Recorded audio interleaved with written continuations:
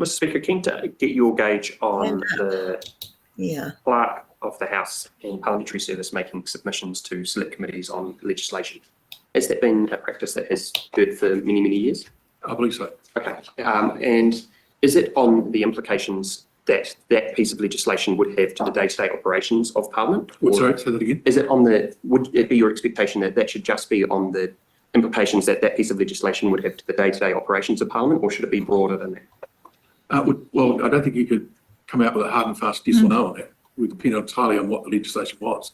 And when you say effects on Parliament, the day-to-day operation of Parliament, some bills would change the way in which processes might be dealt with, in which case you would expect the clerk to have a view. Do you want to make a comment on that? I think the comment I've made in select committees when I've been asked that question, which is it is one of my statutory functions to provide advice to Parliament on parliamentary procedure and law. And yeah, it has been a practice of my predecessors, certainly going back to the 1980s, to make submissions to committees when they think it's appropriate.